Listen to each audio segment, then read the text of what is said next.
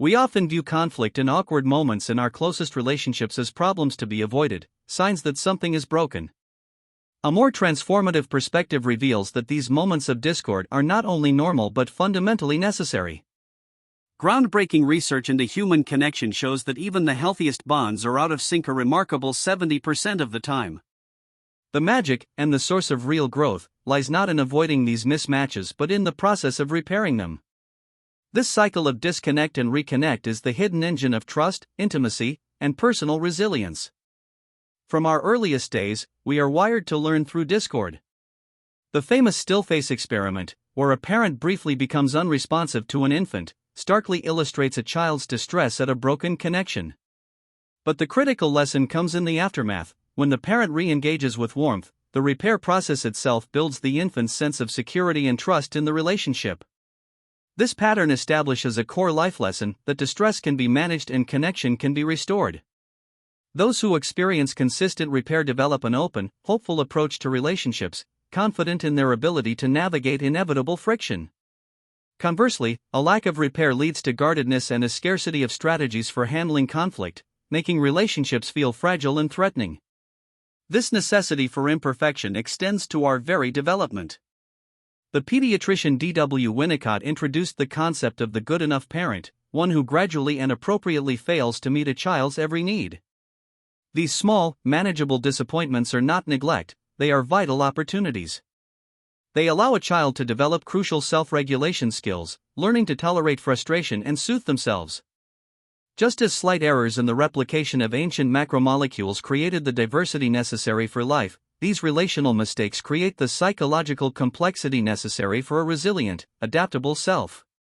Our modern culture, however, bombards us with images of perfect harmony, stigmatizing discord, and making us feel inadequate when our own relationships hit predictable rough patches. This cultural myth robs us of the practice we need to become skilled navigators of human complexity. The chaos of relational mess only finds meaning through a process called regulation.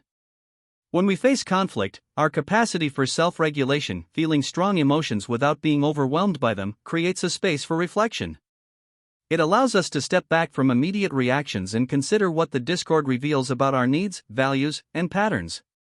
This is different from rigid self-control. It is the ability to be in the emotional storm while still holding the helm. This regulatory ability is forged in the furnace of repair. Each time a caregiver soothes a distressed baby, or partners resolve a misunderstanding, the nervous system learns that disconnection is temporary and survivable. We build an internal template that says, "We can get through this." This transforms random distress into a meaningful pattern of rupture and repair, a narrative that builds trust in a relationship's durability.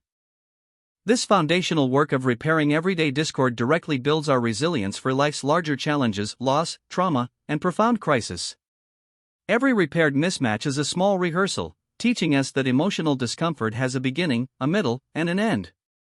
A toddler soothed after a tantrum, a teenager reconnecting with a parent after an argument. Each successful repair strengthens what Winkist called the capacity for going on being, the ability to maintain our sense of self even in distress. It is important to distinguish this from toxic stress, which is overwhelming and unrepaired. Resilience is built from tolerable stress that is met with connection and repair. For those who missed early opportunities, the brain's plasticity offers hope. Every supportive relationship in adulthood provides a new chance to experience healing, repair, and build this essential resilience. One of the most powerful and natural tools for navigating discord is play. From the universal game of peekaboo to imaginative role-playing, play allows us to explore the rhythms of connection and separation in a safe, low-stakes container. In peekaboo, a baby experiences the mild stress of a caregiver's disappearance followed by the delightful relief of reunion, directly practicing the cycle of mismatch and repair. As we grow, play becomes a laboratory for social rules, empathy, and creative problem-solving in the face of conflict.